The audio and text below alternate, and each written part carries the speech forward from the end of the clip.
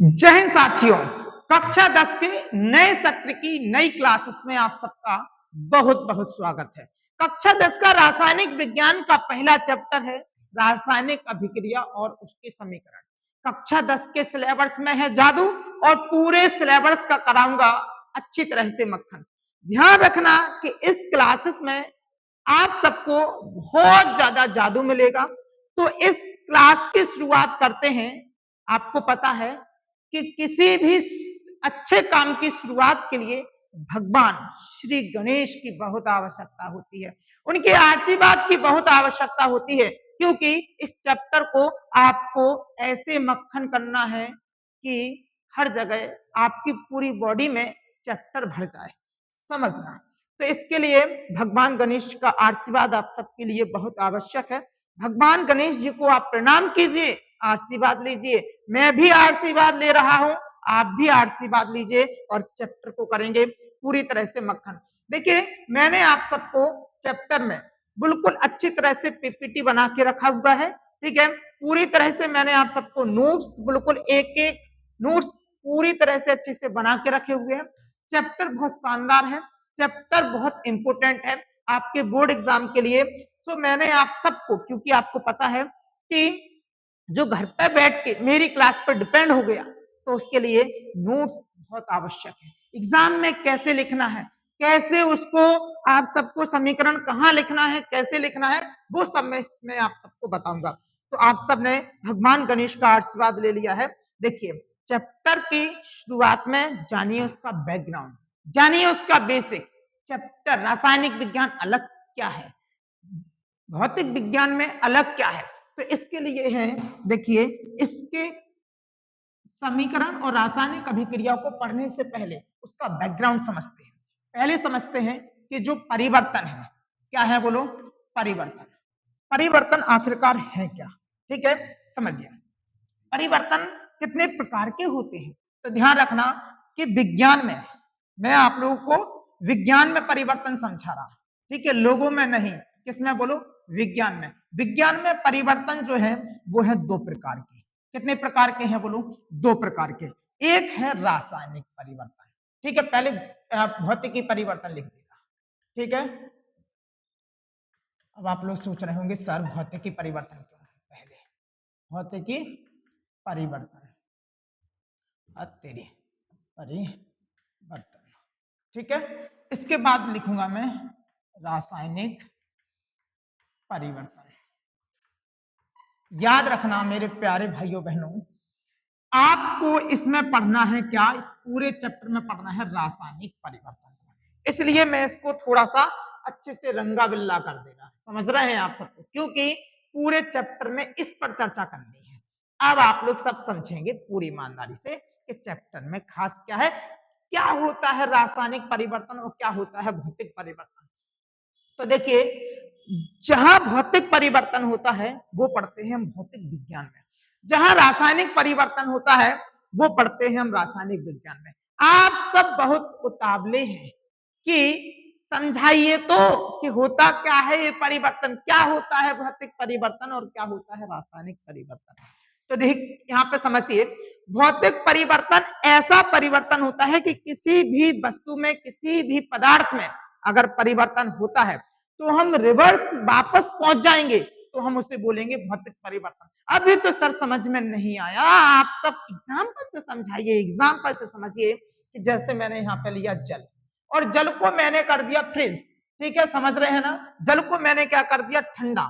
जल को मैंने बहुत ज्यादा ठंडा कर दिया, तो जब बहुत ज्यादा ठंडा कर देंगे तो जल जो है वो कन्वर्ट हो जाएगा काय में, बर्फ में। तो इसका मतलब अब ये जो है जल वो काय में कन्वर्ट हो गया, बोलो काय में कन्वर्ट हो गया बर्फ में। इसको ठंडा करने के लिए मशीन की आवश्यकता पड़ी, तो मशीन से तो मैंने आपको समझा दिया। लेकिन एक बात समझिए आप लोग, जल से बर्फ में आप लोग पहुंच गए तो ये भौतिक परिवर्तन है। क्यों, क्योंकि मैंने बताया इसमें आप लोग रिवर्स हो सकते। इसको आप लोग जैसे ही क्या कर देंगे बोलो, जैसे ही गर्म कर देंगे थोड़ा बर्फ को, तो जहीं कहते हैं काय में आ जाएगा, बोलो जहीं कहते हैं काय में आ जाएगा जल में, बोले तो काय में आ जाएगा, बोलो जल में, जल बोले तो द्रव में, समझ गए ना। तो ऐसा परिवर्तन जिसमें परिवर्तन होने के बाद हम रिवर्स जा सकते हैं, परिवर्तन होने के बाद हम रिवर्स जा सकते हैं, रिवर्स जा सकते हैं, तो उसे हम क्या बोलेंगे बोलो? भौतिक परिवर्तन। क्या बोलेंगे? भौतिक परिवर्तन। इस जल को और ज्यादा अगर अपन लोग गर्म कर देंगे, यहीं से समझ लेंगे, और ज्यादा अगर गर्म कर देंगे तो बताइए जे काय में आ जाएगा? वाष्प। काय में आ जाएगा बोलो? वाष्प में। कब? बहुत ज्यादा अपन जब इसको गर्म कर देंगे, जब ये उबलने लगेगा, जब जल को जब ये उबलने लगेगा, इतना ज्यादा यहाँ पे गर्म कर दिया जाए कि जब जो जल है वो उबलने लगेगा, तो इसे आप लोग क्या बोलेंगे? बताइए। भौतिक परिवर्तन। क्यों? क्योंकि इसके ऊपर थाली रख देंगे तो फिर ऊपर वाष्प होगा, तो पानी ऊपर वाष्प में जाएगा, तो जहीं कहते हैं जो बूंद बूंद में आ जाएगा, तो हम वाष्प से जहीं कहते हैं काय में आ गए? जल में। तो हम जिसमें वापस आ सकते, उसे हम क्या बोलेंगे?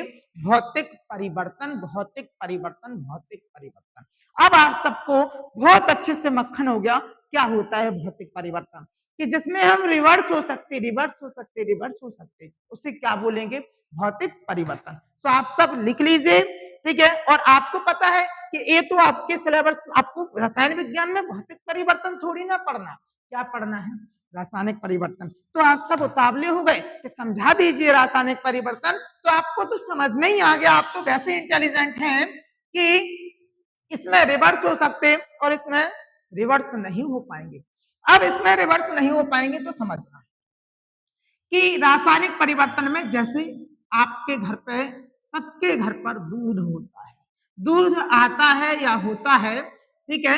तो जो दूध है वो 1-2 दिन के लिए आप रख दीजिए, तो वो बन जाएगा क्या? दही। क्या बन जाएगा? दही। तो एक बात बताइए, क्या मैंने ये जो साइन रिवर्स का लगा दिया, ये लगाना चाहिए था?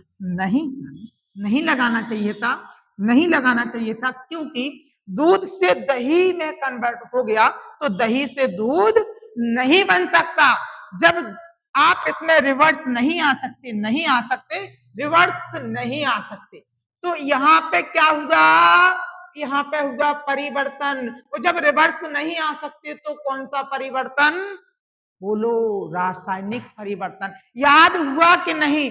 याद हुआ कि नहीं? समझ में आया कि नहीं? कि ऐसा परिवर्तन, किसी पदार्थ का ऐसा परिवर्तन कि जिसमें परिवर्तन होने के बाद रिवर्स नहीं आ सकते, उसे आप क्या बोलेंगे? उसे बोलेंगे आप सब रासायनिक परिवर्तन। क्या बोलेंगे?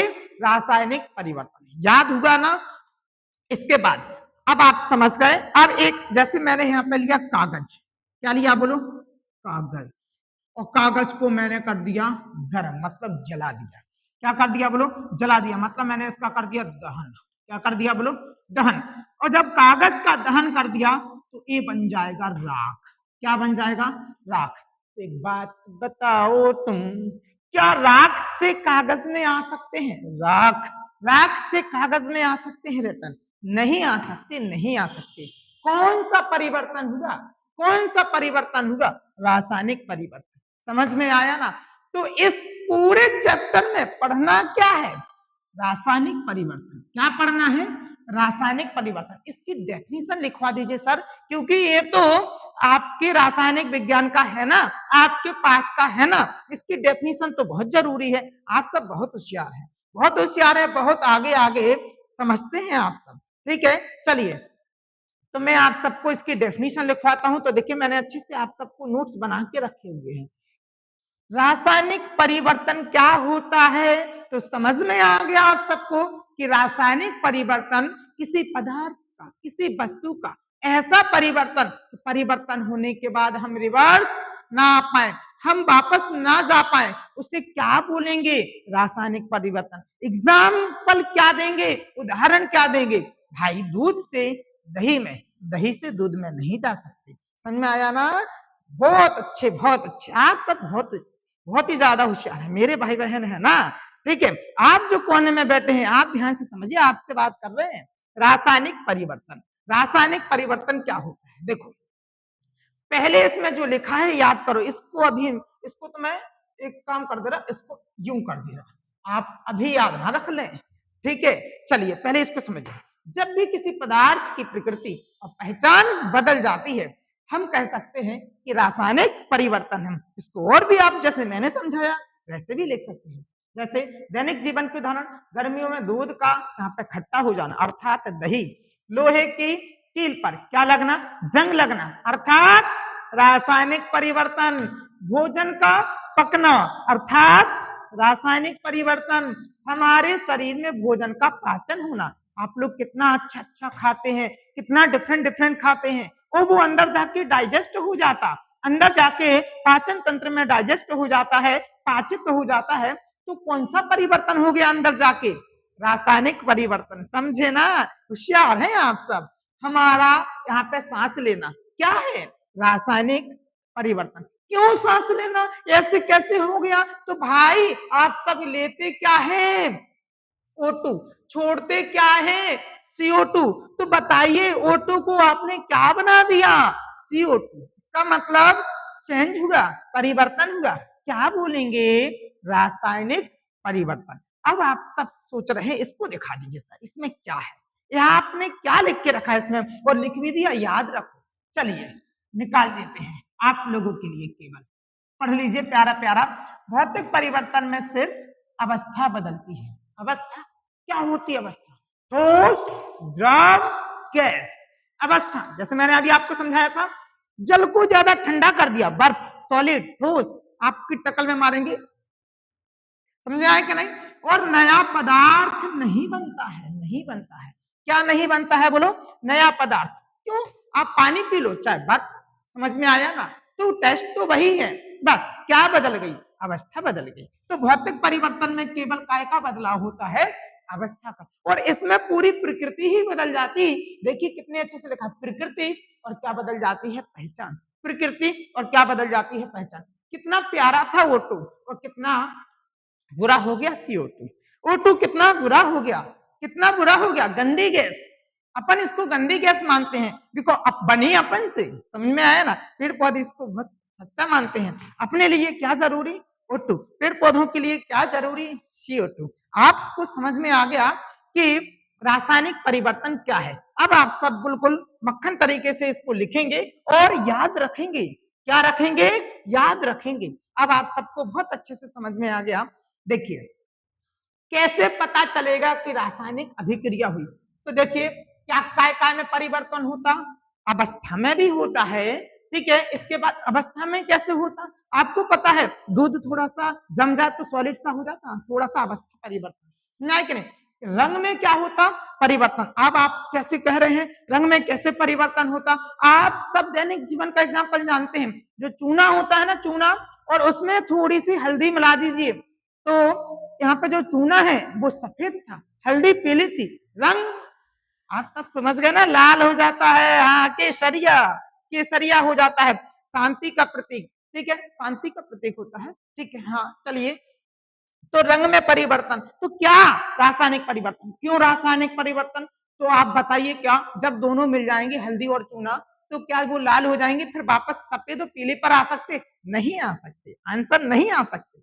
गैस का निकास, उत्सर्जन, तापमान में परिवर्तन, ठीक है। तो ये सब चीजों, ये परिवर्तन होंगे तो समझ जाना कौन सा परिवर्तन हो गया, रासायनिक परिवर्तन, ठीक है। आप सब बहुत इंटेलिजेंट है, आप सबके साथ रहना और आप सबको पढ़ाना कितना आनंदमय है। आप सब पूरी ईमानदारी से पढ़िए, बस हम आपके साथ बहुत अच्छे से रहेंगे। अब अपन सब आएंगे कहां, समझेंगे रासायनिक अभिक्रिया, जो आपका टॉपिक है, रासायनिक अभिक्रिया।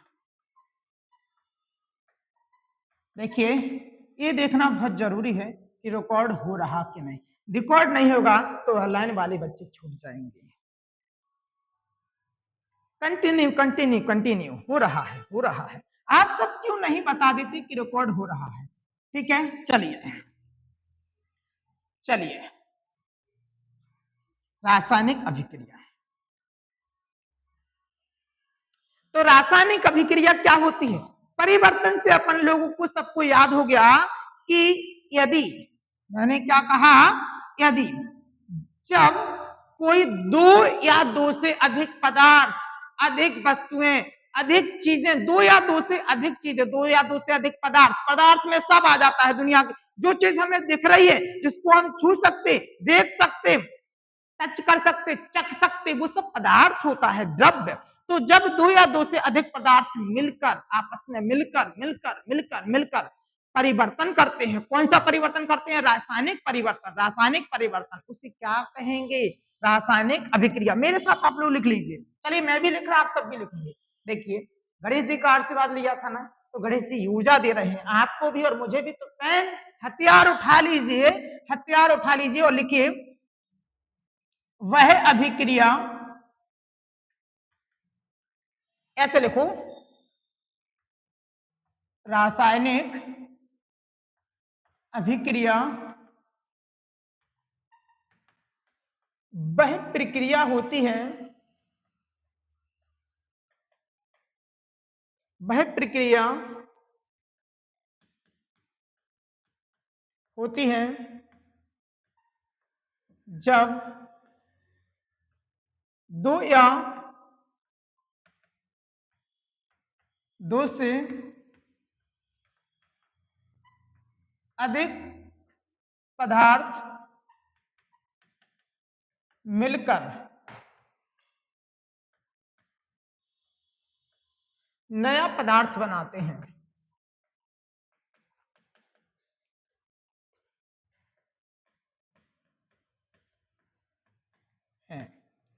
उसे रासायनिक अभिक्रिया कहते हैं। समझे ना? अब इसमें क्या होता है, दो या दो से अधिक पदार्थ मिलकर क्या बनाते हैं? नया पदार्थ। कैसे? समझाइए, एग्जाम्पल दीजिए सर। उन दो पदार्थ जो मिलते हैं उन्हें क्या कहते हैं और जो बनता है उन्हें क्या कहते हैं? तो समझिए, समझिए आप सब बहुत प्यारे हैं। आप सबके साथ तो रहकर, आप सबको पढ़ाकर बहुत आनंद आता है, बहुत ज्यादा। मेरी जिंदगी कितनी अच्छी है, जो मेरी जिंदगी में आप सब आए हैं, बहुत अच्छा लग रहा है। तो देखिए मैं आप सबको बताऊं, दो या दो से पदार्थ मिलकर, जैसे मान लो एक पदार्थ मिला ए और एक पदार्थ मिला बी, और इनने क्या किया बोलो? प्रक्रिया। अब देखिए प्रक्रिया क्या है? प्रक्रिया प्रोसेस, प्रोसेस। जैसे आप सब समझिए, दूध को एक कंटेनर में आपने रख दिया, दूध को एक कंटेनर में रख दिया, पतीली में रख दिया, बर्तन में रख दिया 2 दिन के लिए। तो दूध में कुछ क्रिया होगी, क्रिया, प्रोसेस। 2 दिन और दूध बन जाएगा दही। तो समझ जाइए वो प्रक्रिया है, वह प्रोसेस है। और ये दोनों ए और बी मिलके बन गया ए बी, नया पदार्थ। तो दो पदार्थ मिले, जो पदार्थ मिलते हैं, अब याद रखना कि जो पदार्थ मिलते हैं उन्हें क्या बोलते हैं? अभिकारक। क्या बोलते हैं बोलो? अभिकारक। याद हुआ कि नहीं? रासायनिक अभिक्रिया में जो दो पदार्थ मिलते हैं उसे हम क्या बोलते?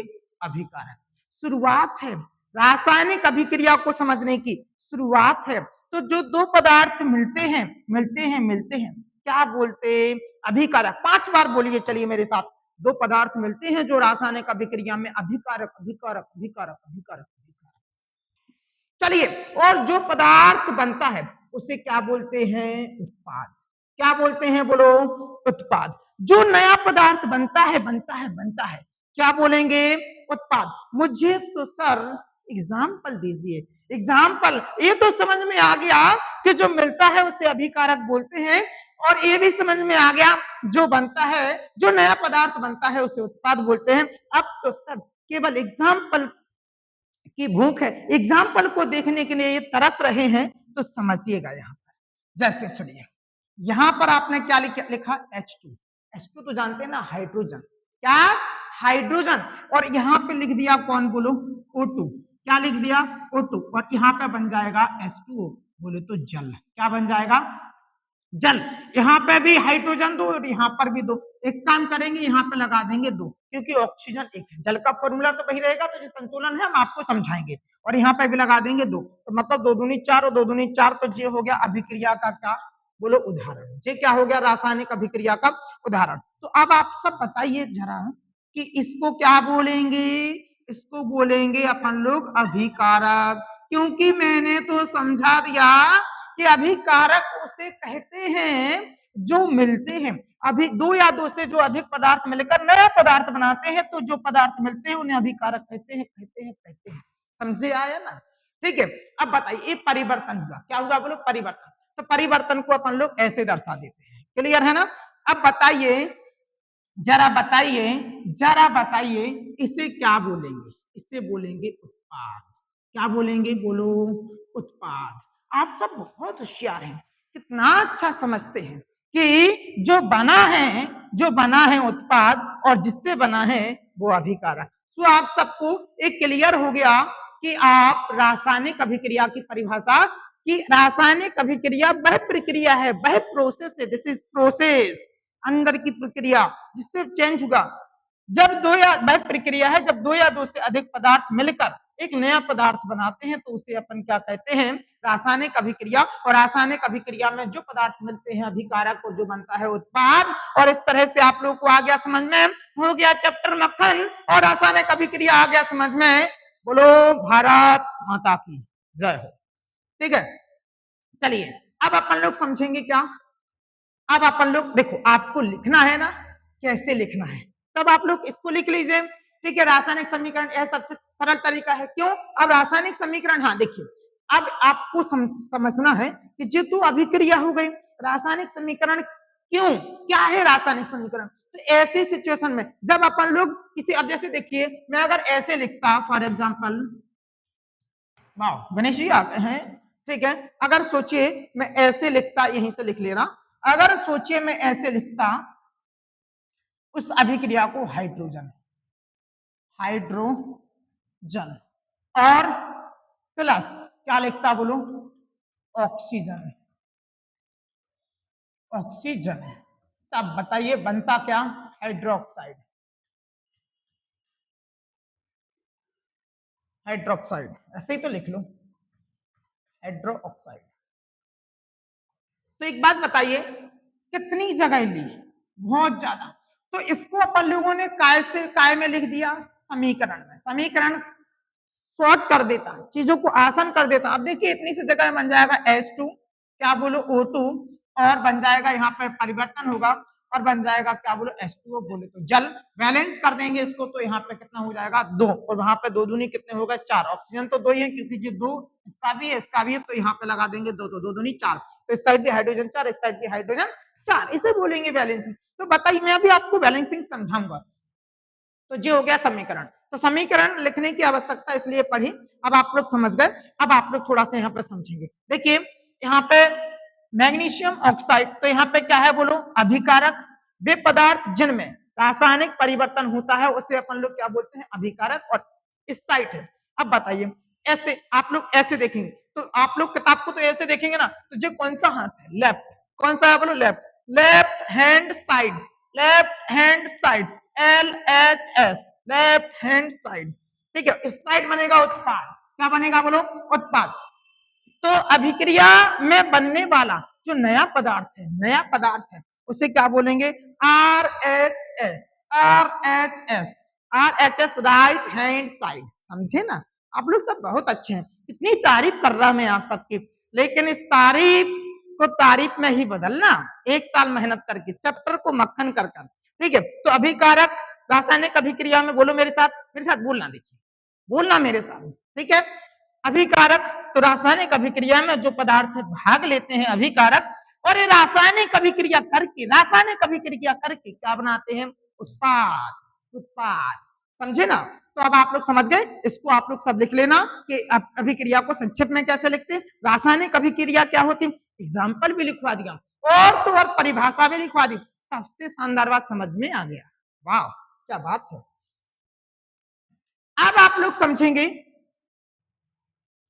इससे पहले रासायनिक अभिक्रिया तो समझ में आ गया। अब सबसे बड़ी चीज क्या होती? संतुलन करना। रासायनिक अभिक्रिया को क्या करना बोलो?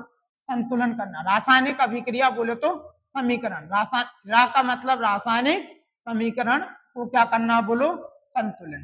तो आप लोग अच्छी हेडिंग डाल लेना। चलो हम डाल दे रहे लोग। ठीक है, आप तो कहेंगे सर आप बहुत शॉर्ट बनने हैं। ठीक है, तो चलिए, रासायनिक समीकरण को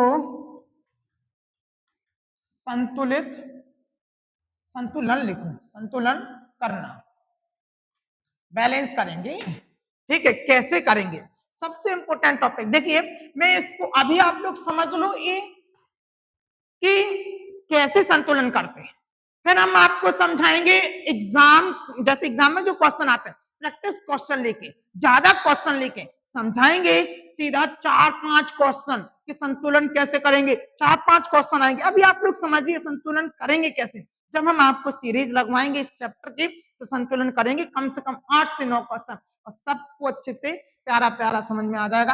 आज चैप्टर की शुरुआत है, आज आप जानिए चीजें है क्या, ठीक है, कैसे करना। अब आप क्वेश्चन उठाएंगे खुद से कर लेंगे, समझ में आ जाएगा कि क्या होता है संतुलन। चलिए जैसे मैंने एक एग्जांपल मैंने यहाँ पे वही लिखा, यहाँ पे क्या लिखा H, अच्छा कलर लेने दो, ठीक है, चलिए यही ले लिया, चलिए पीला ले लिया H2 और क्या ले लिया बोलो O2 और एक करेंगे परिवर्तन। और आपको पता है कि H बोले तो हाइड्रोजन और O बोले तो ऑक्सीजन मिलेगा, तो श्योर सी बात है कि सर जल ही बनेगा, भैया जल ही बनेगा, तो जल ही बनेगा तो क्या हो जाएगा बोलो H2O। अब बैलेंस ए नहीं है, ये अभी इनकरेक्ट है, अब ये जो रासायनिक समीकरण सही नहीं है। क्यों नहीं है, ये असंतुलन है। संतुलन का मतलब क्या होता है, समझा मैं आप सबको एक बार अच्छे से।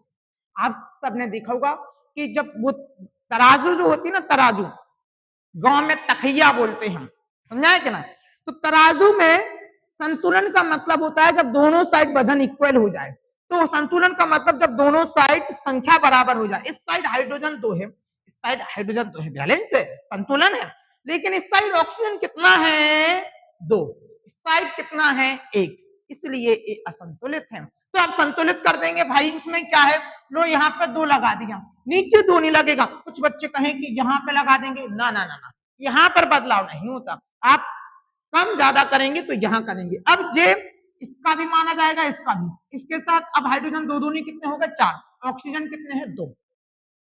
अब हाइड्रोजन 4 हो गए, ऑक्सीजन सही कर लिया तो हाइड्रोजन बिगड़ जे हाइड्रोजन सही कर लिया तो ऑक्सीजन बिगड़ गया। अब हाइड्रोजन 4 हो गए, ऑक्सीजन 2 है, ऑक्सीजन 2 है। अब यहाँ पे बिगड़ा क्या हाइड्रोजन, अब भाई हाइड्रोजन को और सही कर दो, बस हो गया काम। तो यहाँ पे 2 दूनी 4, तो यहाँ पे भी क्या लगा दिया 2, तो 2 दूनी 4। अब ये हो गया क्या बोलो, ये हो गया सही, किसने कर दिया था गलत, कौन है वो, ठीक है। चलिए तो अब आप लोग समझ गए हैं कि यहाँ पर संतुलन कैसे करेंगे। तो संतुलन आप लोगों को सबको मक्खन तरीके से समझ में आ गया कि समीकरण को संतुलित कैसे करते हैं, कैसे करते हैं, ठीक है। और कोई एग्जांपल ले, जैसे यहाँ पे ले लिया Na, तो Na अकेला नहीं लिखा जाता Na2, ठीक है। यहाँ पे ले लिया Cl, तो Cl अकेला नहीं लिखा जाता Cl2। अब आपको पता है कि Na और Cl मिलेगा तो ये बनाएगा नमक, Na और क्या हो जाएगा Cl, तो क्या बन गया बोलो नमक, सोडियम क्लोराइड। क्या बन गया सोडियम क्लोराइड। अभी आप सबने कह दिया कि ये तो गलत है, और क्यों गलत है ये तो समझते हैं मेरे प्यारे भाई बहन, इसलिए गलत है, साफ साफ दिख रहा है कि यहाँ पर Na2 है और इस साइड Na1 है, और संतुलन तो कहता है इक्वल, दोनों साइड संख्या क्या होनी चाहिए बराबर, बराबर, संतुलन समझ रहे ना। तो इसका मतलब ये हुआ कि इसको बराबर होना चाहिए, बराबर होना चाहिए। तो इस साइड तो 2 है, इस साइड तो 1 है, भाई यहाँ पर लगा दिया 2, क्या लगा दिया 2। और आप सबको मैंने पहले बता दिया कि यहाँ लगा तो जो 2 इसका भी है और इसका भी है, जो नीचे लगेगा वो व्यक्तिगत है। जैसे यहाँ पे हाइड्रोजन के नीचे 2 लगा तो वो हाइड्रोजन का है। अब आप लोग समझ गए, रासायनिक संतुलन तो समीकरण को करके रखेंगे। सबसे पहले रासायनिक समीकरण पर नजर जाएगी, तो आप लोग तो देखेंगे कहीं ये गलत तो नहीं है, कहीं ये असंतुलित तो नहीं है। तो बताइए यहाँ पे 2 Cl भी है, 2 Cl भी है, 2 Na भी है, 2 Na भी है, बात बन गई, समीकरण संतुलित हो गया। समझ में आया कि नहीं, समझ में आया कि नहीं। जो कोने में बैठे हैं उनसे बात कर रहा हूँ, आपसे बात कर रहा हूँ, समझ में आया कि नहीं। संतुलन समीकरण को आप लोग छोड़ देंगे और इसके क्वेश्चन आएंगे तो पूरी तरह से चैप्टर मक्खन। अभिकारक समझ में आ गया, संतुलन समीकरण समझ में आ गया। आप तो हम केवल समझेंगे क्या, आप तो हम समझेंगे केवल अभिक्रियाएं। तो देखिए नोट्स लगा के रखा हुआ है मैंने, पहले मैं आप लोगों को सबको समझा दूं कि रासायनिक अभिक्रियाएं, तो पहले चलिए समझ लीजिए, समझा ही तो रहा हूं, ठीक है। रासायनिक अभिक्रियाओं के प्रकार देखिए, रासायनिक अभिक्रियाओं के प्रकार कितने होते हैं? तो रासायनिक अभिक्रिया के 4 से 5 प्रकार होते हैं। जितने भी होते हैं सब समझेंगे और याद रखना। इसको इम्पोर्टेंट आप लोग लिख लेना। इसको मैं कलर चेंज कर दूं, आज मैं लाल से पढ़ाऊंगा, ठीक है। लाल का मतलब है खतरा, और जो नहीं पढ़ेगा तो उसका हो जाएगा खतरा। खतरा मतलब कट जाएंगे मार्क्स, क्योंकि एग्जाम में आना है, एग्जाम में आना है। डायलॉग एग्जाम में धरो मिले। समझ में आया कि नहीं? तो ये इम्पोर्टेंट है, इम्पोर्टेंट है, इम्पोर्टेंट है, इम्पोर्टेंट है बहुत ज्यादा। आप सब जैसे एग्जाम में बैठेंगे, आप लोग सब बढ़िया, सर्दी के मौसम में फरवरी में एग्जाम होते हैं, तो पहला क्वेश्चन जब आप लोग ऐसे पलटेंगे ना, तो पहला क्वेश्चन देखने को मिलेगा। कैसे देखने को मिलेगा? अभिक्रियाओं से कि अभिक्रिया पूछेगा, संयोजन अभिक्रिया बताइए, वियोजन अभिक्रिया बताइए, उसमें वियोजन अभिक्रिया बताइए। समझे ना? ठीक है। तब आप लोग चर्चा, नो बात नो बकवास, सीधी टॉपिक की बात। समझ में आए कि नहीं? तो अभिक्रिया क्या है बोलो? संयोजन अभिक्रिया। अब संयोजन का मतलब क्या होता? संयोजन का मतलब होता है मिलना, मिलना, मिलना, संयोजन का मिलना। ठीक है, समझाए ना? तो अब आप लोगों को पहले मैं ये समझा दूं कि संयोजन अभिक्रिया है क्या।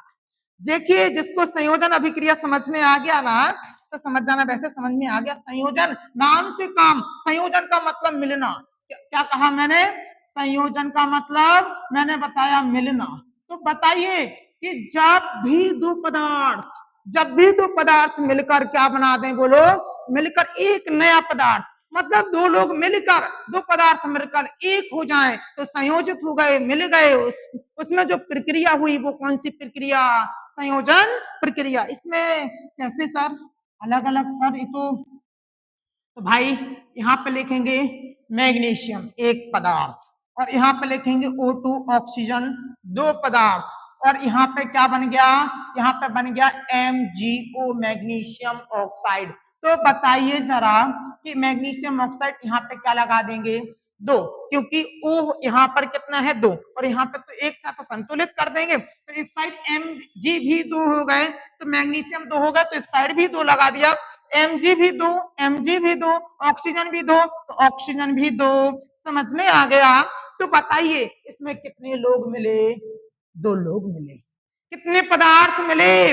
दो पदार्थ मिले, और मिलकर एक हो गए, मिलकर एक हो गए। तो इसे क्या बोलेंगे? इसे बोलेंगे संयोजन। क्या बोलेंगे बोलो? संयोजन। तो वह रासायनिक अभिक्रिया जिसमें दो पदार्थ मिलकर, दो या दो से अधिक पदार्थ मिलकर एक नया पदार्थ बनाए, एक नया पदार्थ बनाए, तो इसे क्या बोलेंगे? संयोजन। अब इसको लिखेंगे कैसे गुरुजी? तो देखिए यहाँ पे इसको लिखेंगे, इसको लिखेंगे कैसे? ऐसे। एग्जाम में ऐसे लिखेंगे बहुत अच्छे से ना। नोट्स भी ऐसे ही बनाएंगे, और नोट्स तो मैंने आप सबको बना के रखे हुए, दिखा दूं क्या? दिखा दूं? तो देख लीजिए, मैं अभी उठा के लाता हूं। अभी हाल देखिए, ये है प्यारे प्यारे नोट्स, कक्षा 10 कोचिंग का पता। ठीक है, डर के आगे जीत, यही है जीवन की रीत। टच स्काई क्लासेस के संग पालो हर खुशी का रंग। समझ में आया कि नहीं? तो ये नोट्स रखे हैं बने, ये नोट्स रखे हैं बने आप सबको देने के लिए। आप सब मेरे नंबर पे कॉल कीजिए और पाइए नोट्स। क्या है नंबर गुरुजी आपका? हमें नोट्स तो बहुत जरूरी चाहिए। कैसे लाएंगे नहीं पर? कैसे बनेंगे नहीं तो टॉपर? तो नंबर लिख लीजिए 8081041520। कहीं मेहनत नहीं करनी, सीधे कॉल या व्हाट्सएप करना है, और व्हाट्सएप पर मिल जाएंगे। या घर का पता बताना है तो मेरी टीम का एक सदस्य आकर आपको घर पर सबमिट कर देगा। पढ़ लो बच्चे, पढ़ लो, आप तो सुनहरा मौका है, पढ़ लो, पढ़ लो। ठीक है, और 10th स्टैंडर्ड के सिलेबस को खत्म भी कर लो, और अच्छे एग्जाम में मार्क्स भी लाओ। समझ में आया ना? तो अब आप लोग सब समझ गए। अब चलेंगे टॉपिक पर। तो देखिए यहाँ पे ऐसी अभिक्रिया जिसमें दो या दो से अधिक अभिकारक, अभिकारक जानते हैं ना कि जो इस साइड मिलते हैं उसे क्या बोलते हैं? अभिकारक। जो नया पदार्थ बनता है उसे क्या बोलेंगे बोलो? उत्पाद। तो यहाँ पे क्या हुआ बोलो? अभिकारक। ठीक है, और यहाँ पे क्या हुआ बोलो? उत्पाद। तो आप लोग समझ गए कि जो दो पदार्थ या दो से अधिक पदार्थ मिलकर क्या बनाते हैं? बोलो क्या बनाते हैं? उत्पाद। तो उसे क्या बोलेंगे? संयोजन अभिक्रिया। पानी पीना है। अब पानी तो तभी पिएंगे, पानी तो तभी पिएंगे तब चैप्टर को फिनिश करेंगे, याद करा देंगे, रटा के छोड़ेंगे। तो ऐसी अभिक्रिया जिसमें दो या दो से अधिक अभिकारक अभिकारक अभिकारक अभिकारक अभिकारक मिलकर एकल उत्पाद, एकल का मतलब केवल मिलकर एक ही बना, एक ही नया उत्पाद बनाए, तो इसे क्या बोलेंगे? इसे बोलेंगे संयोजन अभिक्रिया। दो पदार्थ से अधिक अभिकारक मिलेंगे, एकल उत्पाद बनाएंगे। एग्जाम अब आप तो सर गुरुजी एग्जाम्पल बता दीजिए, बस एग्जाम्पल तो मैंने देख लिया, थोड़ा सा समझा दीजिए गुरुजी। ठीक है, तो लीजिए समझ लीजिए। एग्जाम्पल है कि यहाँ पे कैल्शियम ऑक्साइड एक पदार्थ मिला। अब तत्व भी मिल सकते, पदार्थ मिलाएंगे तो ज्यादा अच्छा रहेगा। ठीक है, तो कैल्शियम ऑक्साइड मिला, किसके साथ मिला? जल के साथ। यही चूना होता है, और इसको अपन लोग जब जल के साथ मिला देंगे, आप सबने वो देखा होगा जब पुताई होती है घर में, तो चूना को एक गगरी में जब अपन बुझाते हैं तो पहले चूना डाल देते हैं, फिर पानी डाल देते हैं, और पानी बुझ जाता है, वो एक बन जाता है, और जिसका फॉर्मूला होता है CaOH का होल ट्वाइस। क्या होता है? CaOH का होल ट्वाइस, और ए बन जाता है चूने का पानी। क्या बन जाता है मेरे प्यारे? चूने का पानी। अब बताइए, इसे बोलेंगे कैल्शियम ऑक्साइड। अब थोड़ा सा समझ लीजिए। ठीक है, तो अब बताइए इसमें कितने पदार्थ मिले? दो। क्या बनाया? एक पदार्थ। बैलेंस है कि नहीं? सबसे जरूरी होता है ना, क्योंकि संतुलन देख लिया आप लोग ने, तो गलती तो जरूर देखेंगे, आप सब होशियार हैं। सी ए कितना है? एक। इस साइड सी ए कितना है? एक। बात बन गई। यहाँ पे एच कितने हैं? दो। तो ए दो एच का भी है, और ए दो ओ का भी है, तो ओ भी दो और एच भी दो। तो यहाँ पे देखो एक ओ और दो, इस साइड कितने ओ? दो। तो इस साइड भी कितने? दो। इस साइड कितने हैं बोलो? दो एच। इस साइड भी दो एच। गुरुजी ये तो संतुलित है, ये तो सही है। और गुरुजी इसमें अभिकारक कितने मिले बोलो? अभिकारक मिले हैं दो। कितने मिले हैं बोलो? दो। तो दो अभिकारक मिलके पदार्थ बनाया। कैसा बनाया? एकल बनाया। तो एकल जब पदार्थ बन गया, एकल पदार्थ नया बन गया, तो समझ जाइए कि यहां बोलेंगे संयोजन अभिक्रिया। क्या बोलेंगे? संयोजन अभिक्रिया। कितनी होशियार हैं आप सब, कितने अच्छे से आप सबको समझ में आ गया। ठीक है, समझ में आया ना? ठीक है, तो बस आप सबको पढ़ना है। ठीक है, चलिए जी समझ में आ गया। तो बताइए, जब दो या दो से अधिक पदार्थ मिलकर एक उत्पाद बनाते हैं, एक नया उत्पाद बनाते हैं, संयोजित होकर तो उसे क्या बोलेंगे? संयोजन अभिक्रिया। सुना है कि नहीं? बहुत होशियार हैं आप सब, बहुत जल्दी समझ लेते हैं। इसका एक और अभिक्रिया होती है, इसी का पार्ट है ऊष्माक्षेपी। इसकी दो अभिक्रियाएं होती हैं, एक ऊष्मा शोषी। शोषी मतलब शोषण, और छेपी मतलब ऊष्मा निकल जाएगी। तो आपने देखा होगा, एग्जाम्पल वही है। एक बात बताइए, मैं उसी एग्जाम्पल से आपको समझाऊं कि ए जो है वो चूना है, और ए जो है वो जल है। क्या है बोलो? जल है। अब आप लोग थोड़ा सा समझिए, और ए बन गया चूने का पानी, मतलब बुझा चूना। क्या बोल देंगे बोलो? बुझा। बुझा सही लिखा ना? हाँ, चूना। अब एक बात बताइए, जो बुझा चूना बन गया, बात को बहुत ध्यान से समझना। एक जब बनता है, आपने बनते देखा होगा कि हम जब गगरी में एक बर्तन में चूना को डालते, फिर पानी डालते, तो उसमें bull bull bull bull bull मतलब आप लोगों को पता है कि उसमें से गैस निकलती, और पूरा बर्तन गर्म हो जाता, गगरी क्या तो फटने का भी डर लगता है। तो बताइए उसमें क्या निकली? ऊष्मा। ऊष्मा मतलब आग, आग मतलब हीट, हीट मतलब गर्मी, गर्मा गर्म। समझ में आया ना? उसको अगर कोई टच करे ना तो समझ जाइए। तो आप लोग समझ गए, तो उसमें ऊष्मा निकली, इसका मतलब उसमें ऊष्मा भी बन रही, मतलब ऊष्मा का क्या हो रहा? निष्कासन। क्या हो रहा बोलो? निष्कासन। समझ में आया कि नहीं? तो जहां ऊष्मा का निष्कासन हो, मतलब ऐसी अभिक्रिया जब अभिक्रिया होती है, प्रोसेस होता है, तो उसमें ऊष्मा का निष्कासन हो जाता है, तो उसे क्या बोलेंगे? उसे बोलेंगे ऊष्माक्षेपी अभिक्रिया। और इसका भी एग्जांपल देखिए, जिन अभिक्रिया में उत्पाद के साथ साथ, मतलब बुझा चूना तो बना, उसके साथ साथ ऊष्मा भी क्या होती? उत्पन्न। ऊष्मा मतलब हीट, गर्मी, गर्मी उत्पन्न होती है, तो उसे क्या बोलेंगे? उसे बोलेंगे ऊष्मा क्षेपी अभिक्रिया, तो इसका एग्जांपल भी कोई लिखना CaO, क्योंकि अपन जानते हैं इसमें ऊष्मा उत्पन्न होगी, जिसको जानते हैं वही तो लिखेंगे ना, समझे। तो यहाँ पे क्या लिखेंगे H2O और बन जाएगा CaOH का होल ट्वाइस। चूने के पानी का फॉर्मूला, बुझे हुए चूने का फॉर्मूला क्या होता है, क्या होता है, CaOH का होल ट्वाइस। याद कर लो, क्योंकि एक नंबर परिभाषा का मिलता है और एक नंबर मिलता है रासायनिक अभिक्रिया लिखने का, और कैसी अभिक्रिया लिखने का, संतुलित अभिक्रिया लिखने का। तो आप सबको ये तो बहुत अच्छे से मक्खन हो गया, पूरी तरह से समझ में आ गया। अब आप लोग चलेंगे, ठीक है, दूसरी अभिक्रिया पर, ठीक है। अब बताइए, आपको ये भी बहुत अच्छे से क्लियर हो गया। अब आप लोग समझेंगे वियोजन अभिक्रिया। तो बताइए वियोजन, अब आप लोग क्या लिखा है, यहाँ पे कहीं लिखा नहीं है या ये लिख के दिया, याद रखो चुपके से, तभी तो साइड में लिखा ना।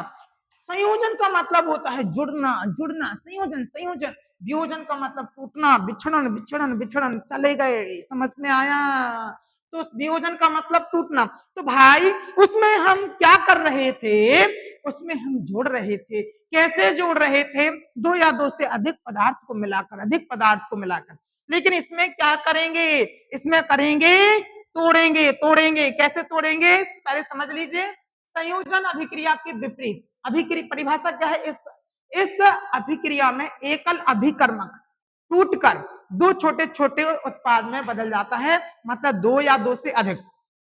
तो एक उल्टा लिखेंगे, एकल पदार्थ बना रहे थे, अब एकल पदार्थ से तोड़ देंगे। तो जब एकल पदार्थ टूटकर अभिक्रिया होगी तो टूटकर दो या दो से अधिक पदार्थ में टूट जाएगा या वियोजित हो जाएगा, तो इसे क्या बोलेंगे, वियोजन अभिक्रिया। सर ऐसे काम नहीं चलेगा, इसका एग्जाम्पल तो बताना होगा, और एग्जाम्पल के ही तो नंबर मिलते हैं गुरुजी, अभी हाल बताया है आपने। तो देखिए यहाँ पे सुनिए, यहाँ पे क्या रहेगा, बोलो CaO। अभी मैं आप लोगों को वो बना दिया था, चलो फिर से एक बार संयोजन लिख के फिर वियोजन करेंगे, मजा आएगा ना, ठीक है। तो यहाँ पे क्या लिखेंगे, बोलो CaO प्लस क्या लिखेंगे, H2O, और यहाँ पर अभिक्रिया होगी मेरे प्यारे, अभिक्रिया होगी तो बन जाएगा CaOH का होल ट्वाइस। क्या बन जाएगा, CaOH का होल ट्वाइस। अब आपको इतना तो समझ में आ गया ना। और जब आपको समझना है वियोजन, तो वियोजन तो आप सबको पता है जो टूटना होता है, ये साइड में लिख दिया, बताना नहीं किसी को, साइड में तभी तो लिखा है, ठीक है। सबको बता देना, सबका भला होना चाहिए, क्लास को शेयर भी कर देना, ठीक है। चलिए अब जो संयोजन है इसका उल्टा, तो आप समझ जाइए, अपन लोगों ने बुझा हुआ चूना लिया, CaOH का होल ट्वाइस, क्या लिया, बुझा हुआ चूना, और इसको परिवर्तन करेंगे, तोड़ेंगे। अब तोड़ देंगे, किसी भी प्रोसेस से तोड़ दीजिए, और ये कहीं का कहीं बन जाएगा कैल्शियम ऑक्साइड, और क्या बन जाएगा, बोलो क्या बन जाएगा, अलग हो जाएगा जल। तो इसे क्या बोलेंगे मेरे प्यारे बच्चों, वियोजन। क्योंकि एक पदार्थ अभिक्रिया के दौरान टूट गया, वियोजित हो गया, अलग अलग हो गया, तो इसे क्या बोलेंगे, वियोजन। क्या बोलेंगे, वियोजन। समझ में आ गया। तो देखिए, एक पंथ दो काज, एक एग्जाम्पल याद रखो, इसको इस साइड से लिख दो, दो चीजें मिलाकर एक कर दो, संयोजन। और एक चीज को तोड़ दो, अलग अलग कर दो, अच्छा काम बुरा काम कर दो, वियोजन। समझ में आया ना। कभी कभी बुरा काम बोले तो वियोजन भी अच्छा प्रतीक होता है, अच्छा काम करता है। तो बताइए,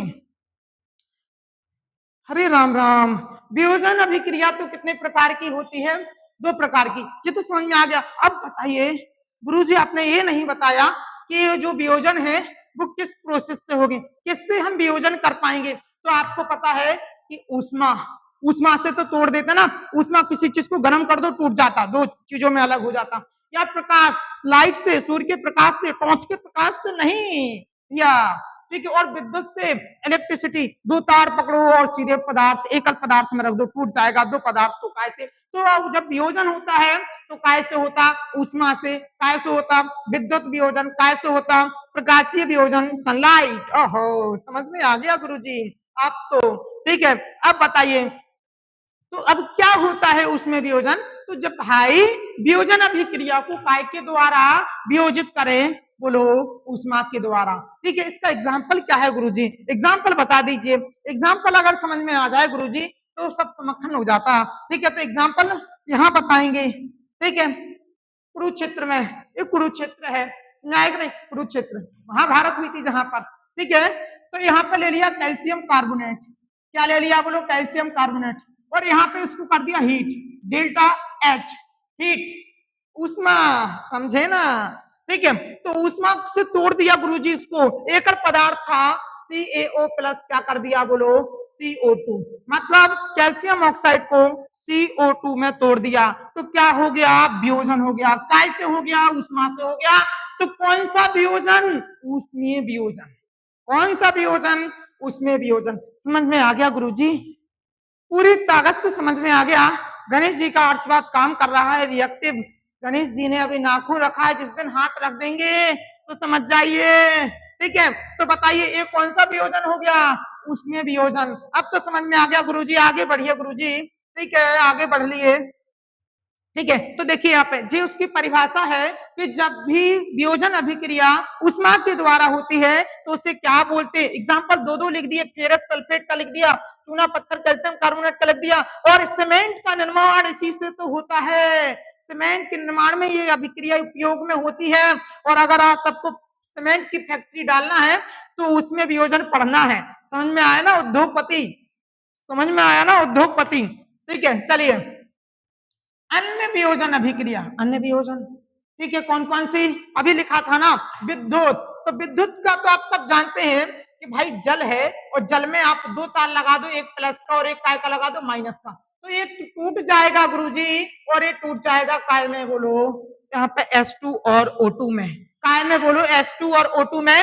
और जब टूट गया तो कैसे टूट गया, ओहो पेंसिल गिर गई, अब खतरनाक झटका लग रहा विद्युत से, तो बताओ एक काय से लगा, विद्युत से, यहाँ पे विद्युत लिख देना, विद्युत वियोजन, लाइट इलेक्ट्रिसिटी से तोड़ दिया जल को हाइड्रोजन और ऑक्सीजन में, और हो गया उस विद्युत वियोजन, उसमें वियोजन मत बोल देना, ठीक है। तो यहाँ पे विद्युत धारा प्रभावित करने पर वियोजित पदार्थ या विद्युत धारा प्रभावित करने से जब हम किसी वियोजन अभिक्रिया करते हैं या किसी पदार्थ को विद्युत से तोड़ते हैं तो उस अभिक्रिया को क्या बोलेंगे, विद्युत वियोजन। एग्जाम्पल समझ में आ गया गुरुजी, तो हम लिख देंगे, तो आपने तो एग्जाम्पल अच्छे अच्छे करा दिए, क्योंकि भाई एग्जाम्पल आना नहीं है, लिखना है खुद से, तो सरल सरल लिखेंगे ना, ठीक है, समझाया ना, ठीक है। अब आप लोगों को जो समझ में आ गया, सर गुरुजी ये नीचे क्या लिखा, ठीक है, इसको भी समझ लीजिए।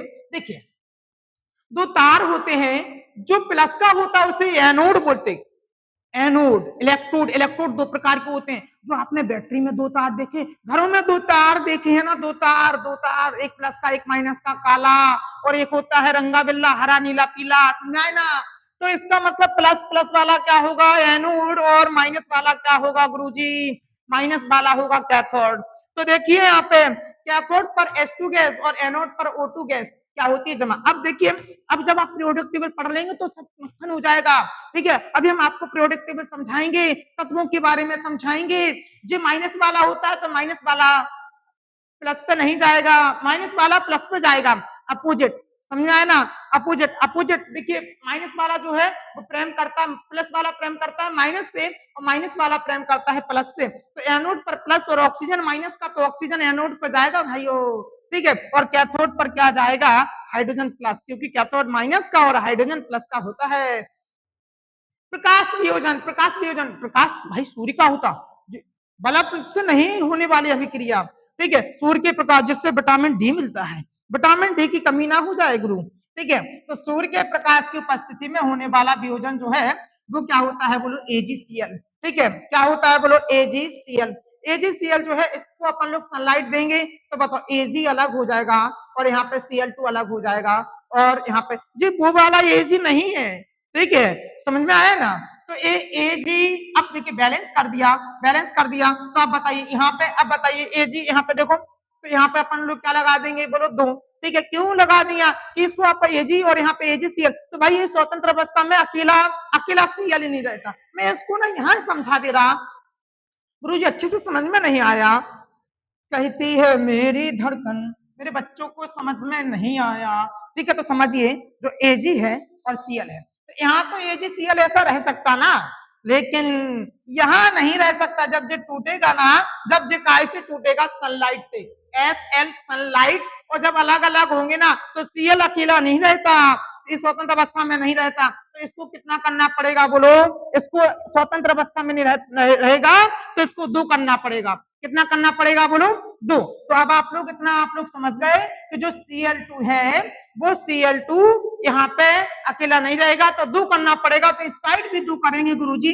तो Ag भी 2 हो जाएगा, तो यहाँ भी Ag 2 कर दिए और अब हो गया ए बैलेंस। आपने तो कहा था गुरुजी यहाँ नहीं लिखते, तो आपको पता है कि Cl के पीछे यहाँ लगाएंगे ना थोड़ा सा अच्छा नहीं लगेगा, क्योंकि आपने जहां भी देखा होगा Cl2 H2 O2 तो यहाँ अच्छे लगते, कुछ ये भी देखना पड़ता कहाँ अच्छा लगेगा। तो गुरुजी यहाँ नहीं लिख सकते भाई, यहाँ पे भी लिख सकते। अब तो आप सबको समझ में आ गया, यहाँ भी लिख देंगे तो गलत नहीं माना जाएगा, ठीक है।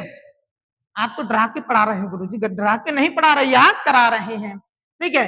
अब बताइए, अब अपन लोग समझेंगे विस्थापन। आपने देखा होगा नेतागिरी अकेली ग्राउंड जमीन पर ही नहीं चलती, लोगों में ही नहीं चलती, विज्ञान में भी नेतागिरी है, समझ में आया ना, किसमें है, विज्ञान में, और विस्थापन अभिक्रिया में पूरी तरह से नेतागिरी है।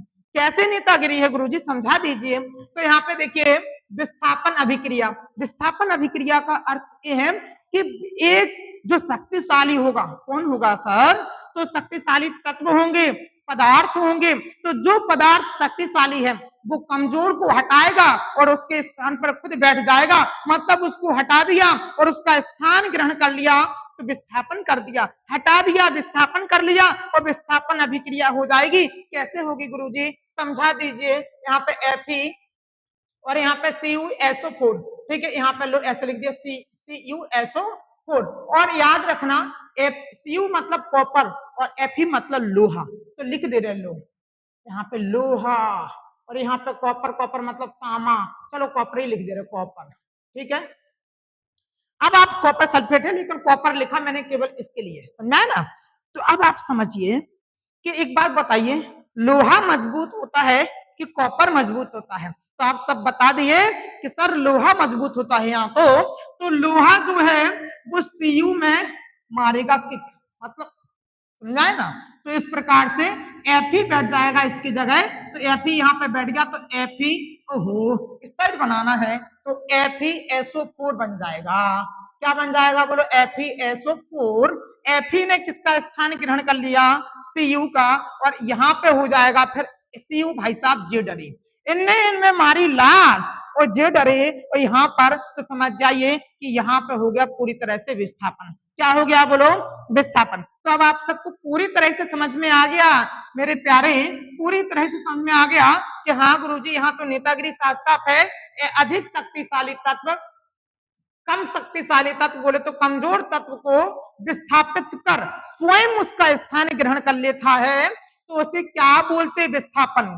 क्या बोलेंगे, विस्थापन। कैसे याद करेंगे एक बार और बता दीजिए, सुन लीजिए, ठीक है, ध्यान से बैठिए सुनिए, मैं बहुत ध्यान से बता रहा हूं कि बहरासायनिक अभिक्रिया जिसमें अधिक शक्तिशाली तत्व कमजोर तत्व को हटाकर हटाकर हटाकर उसका स्थान स्वयं ग्रहण कर लेता है या कर लेती है, तो उसे क्या बोलेंगे, विस्थापन अभिक्रिया। क्या बोलेंगे, विस्थापन अभिक्रिया। इस अभिक्रिया में अधिक क्रियाशील मतलब शक्तिशाली, कम क्रियाशील मतलब कमजोर तत्व को उसके यौगिक से विलयन से क्या कर देती है, विस्थापित। अब बताइए साफ साफ Fe ने किसको हटा दिया, Cu कॉपर को हटा दिया, जे डरा बेचारा, तो इसका मतलब यहाँ पे कौन सी अभिक्रिया हुई, विस्थापन। याद हो गया गुरुजी, समझ में आ गया।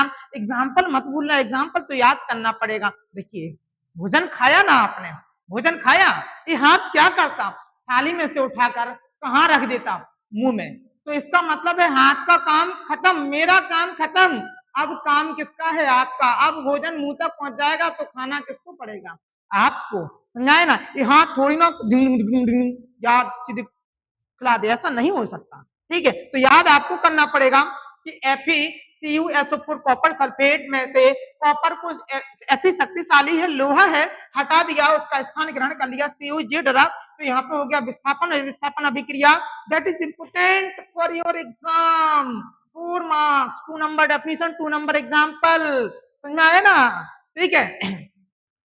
अब बताइए, अब अपन लोग समझेंगे द्विविस्थापन। द्विविस्थापन होती है गुरुजी, हाँ द्विविस्थापन होती है।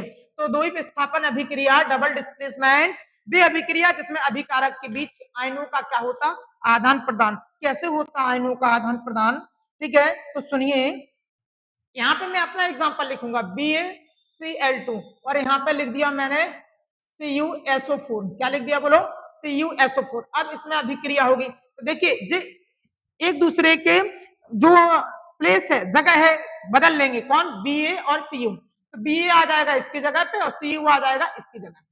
समझ गए ना गुरुजी, हमें तो समझ में आ गया, ठीक है। तो यहाँ पे क्या हो जाएगा, BaSO4 और यहाँ पे हो जाएगा BaSO4। यहाँ पे देखो Ba ने SO4 का स्थान ग्रहण कर लिया, तो Cu थोड़ी ना कम है, ये किसका स्थान ग्रहण कर लेगा, Cl2 का। तो यहाँ पे डबल, दो लोगों ने विस्थापन किया तो द्वि विस्थापन। यहाँ पे देखो NaSO4 BaCl2, अरे वही है ये तो, ठीक है। तो सब समझ में आ गया इसमें, ठीक है, इसमें बहुत अच्छे से समझ में आ गया। अब तो सर पूरी तरह से द्वि विस्थापन भी क्लियर हो गया। अब तो गुरुजी आप आगे समझा दीजिए, ध्यान रखना है।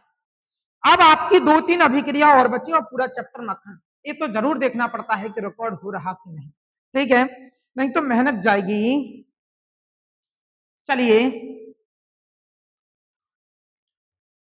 अब आप लोग समझेंगे अपचयन, ऑक्सीडेशन। अपचयन अभिक्रिया और क्या होता है बोलो, ठीक है। अपचयन जिसका नाम जो टॉपिक है अपचयन और यहाँ पे उपचयन, तो उपचयन और अपचयन को समझेंगे। एक को बोलते हैं ऑक्सीडेशन और एक को बोलते हैं रिडक्शन, ठीक है। तो देखिए जो दो अभिक्रियाएं एक ही है, इसको आप कैसे याद रखना, फादर मदर, फिर इन दोनों को मिलाकर होता है पेरेंट्स। दोनों जहां पर मिल जाए उसे बोलेंगे पेरेंट्स, और पेरेंट्स को क्या बोलेंगे विज्ञान में, रेडॉक्स। क्या बोलेंगे, रेडॉक्स। कहां मिलेगा, आगे मिलेगा, ठीक है। चलिए तो इस प्रकार से आप समझेंगे उपचयन, ऑक्सीडेशन। इसको स्लो मोशन में इंग्लिश में बोलिए, ऑक्सीडेशन। ऑक्सीडेशन मतलब ऑक्सीजन का एडिशन, स्लो मोशन ऑक्सीडेशन, बोलो ऑक्सीडेशन। ऑक्सीडेशन मतलब समझे ना, ऑक्सीडेशन का मतलब क्या है, ऑक्सीडेशन का मतलब है ऑक्सीजन का जुड़ना। क्या है बोलो, ऑक्सीजन का जुड़ना, ठीक है। तो बताइए जब किसी पदार्थ में ऑक्सीजन की वृद्धि, मतलब देखो वृद्धि कब होती, मेरे पास 5 रुपए थे, 5 रुपए में वृद्धि करना तो कुछ रुपए जोड़ने पड़ेंगे ना, 2 जोड़ देंगे 7 हो जाएगा। इसका मतलब होगा कि वृद्धि हो गई। तो जब ऑक्सीजन जुड़ेगा और हाइड्रोजन की क्या होगी, कमी। अब मतलब यहाँ पे भाई प्लस वाला जुड़ेगा तो माइनस वाला कम हो जाएगा, तो यहाँ पे वहां होगा कौन, बोलो अपचयन। उपचयन, उपचयन ऑक्सीडेशन, इसे ऑक्सीकरण बोलते हैं। चलिए याद रखिए, उपचयन बोलने में अच्छा नहीं लग रहा है, इसको क्या बोलेंगे, ऑक्सीकरण। क्या बोलेंगे, ऑक्सीकरण। तो अब तो गुरुजी आप समझा दीजिए अच्छे से ताकि समझ में आ जाए। तो देखिए मुझे कुछ आपको ये समझाना पड़ेगा पहले यहाँ पर कुरुक्षेत्र में, ठीक है, कि पहले आप लोग समझिए यहाँ पे ऑक्सीजन। 1 मिनट रुकना, मुझे एक लाइट का तार लगाना है ताकि लाइट अंदर पहुंच जाए, ठीक है। 1 मिनट लगेगा वो तार लगाने में।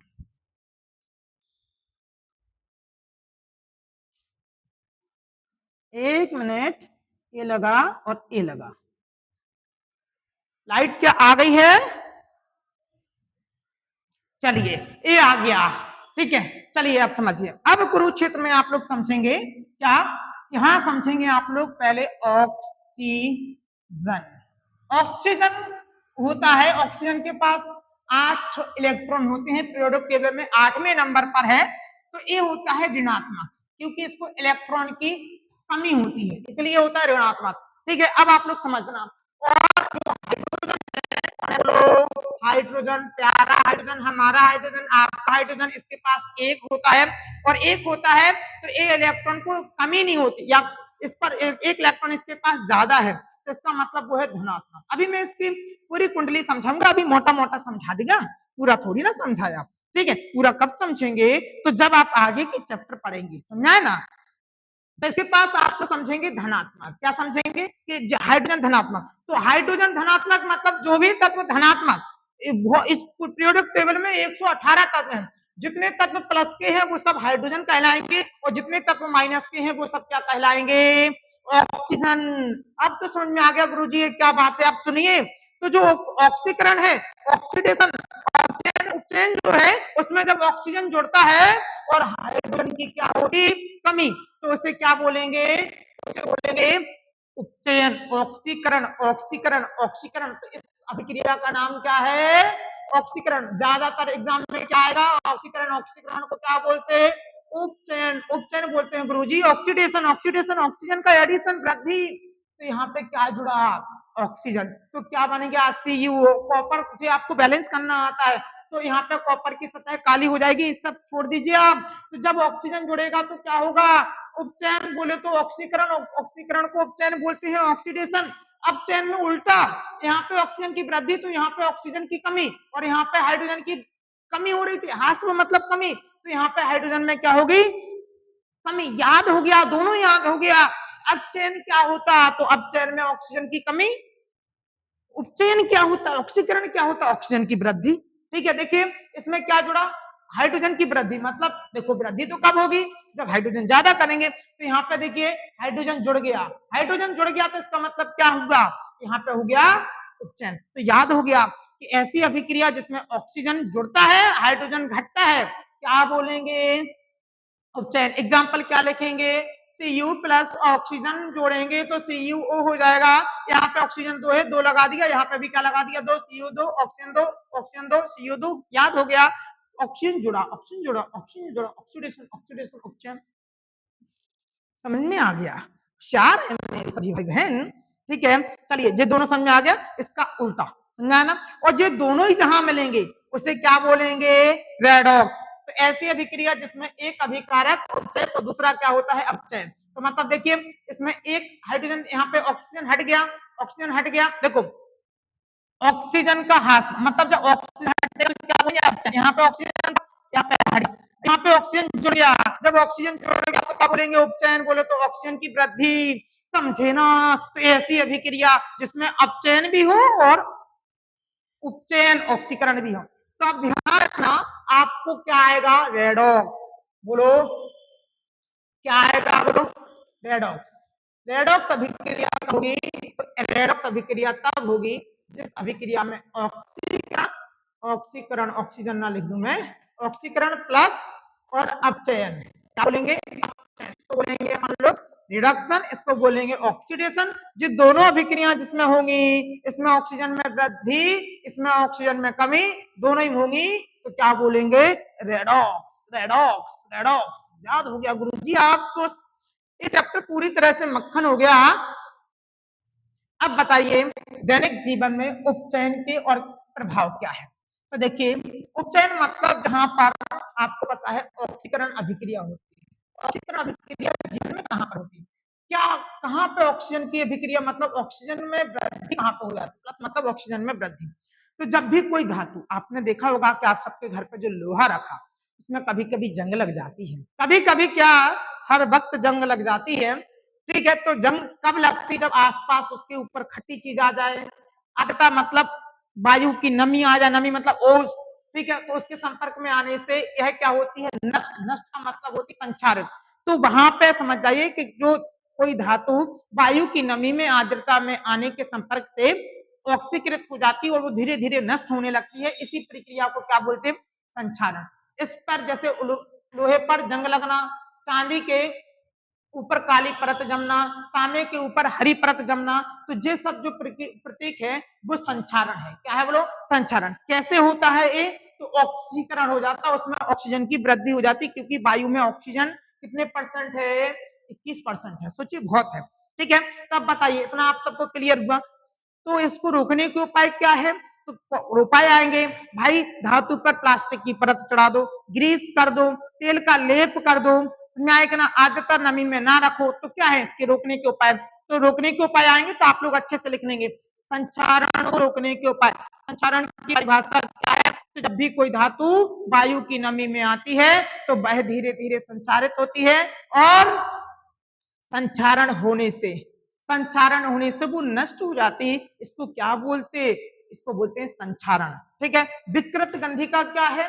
तो विकृत गंधिका आप लोग जानते हैं कि आपके घर में जो खाना बनता है और वो सुबह का खाना शाम तक गर्मी में रखेंगे तो वो खाना खराब हो जाएगा, मतलब उसका स्वाद और गंध बदल जाएगी। स्वाद और गंध बदल गया तो विकृत गंधिका, गंध गंधिका। तो वसा युक्त तेलीय पदार्थ, पुड़ी, ठीक है, सामग्री आदि को यहाँ पे क्या बोलो अपचयित होने से स्वाद और क्या बोलो गंध बदल जाता है। तो जब अपन लोग जब खाना लंबे समय तक रखते हैं, खाना को क्या बोलेंगे विज्ञान में, खाद्य पदार्थ। तो खाद्य पदार्थ को लंबे समय तक रखते हैं तो वो उसका स्वाद और गंध दोनों ही बदल जाता है, उसे क्या बोलेंगे, विकृत गंधी का याद हो गया, ध्यान रखना। इन दोनों में से एग्जाम में एक टॉपिक तो बिल्कुल इंपोर्टेंट है, इसमें से आता है संक्षारण को रोकने को उपाय, तेल लगाकर, ग्रीस लगाकर, पेंट कर कर, लोहे या जस्ते की परत चढ़ाकर अपन लोग रोक सकते हैं, किसी भी धातु को संचारित होने से बचा सकते हैं। तब बताओ ऑक्सीकारक का उपयोग, तो देखिए अगर क्वेश्चन आए, ठीक है, कि यहाँ पे इसका देखो उपचयन मतलब जो ऑक्सीकरण के, उपचयन के मतलब ऑक्सीकरण के उदाहरण है कौन कौन, संचारण और विकृत गंधी का, यही आपका चैप्टर खत्म होता है। आप सब मेरे साथ लास्ट तक जुड़े रहे, इसके लिए आपका बहुत बहुत धन्यवाद।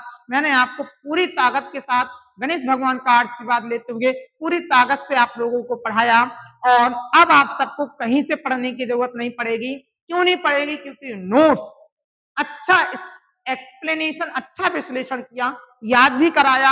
अब आप सबको याद करना है, लिखना है, कंसिस्टेंसी बनाना है, क्योंकि अगर आप अपनी लाइफ को बदलना चाहते हैं, will change your life, 4 tips, consistency, hard work, dedication, discipline, ये 4 चीजें आपको अपने साथ रखना है, तो मेक यू आर टॉपर, आप सब बन जाएंगे टॉपर, समझे ना।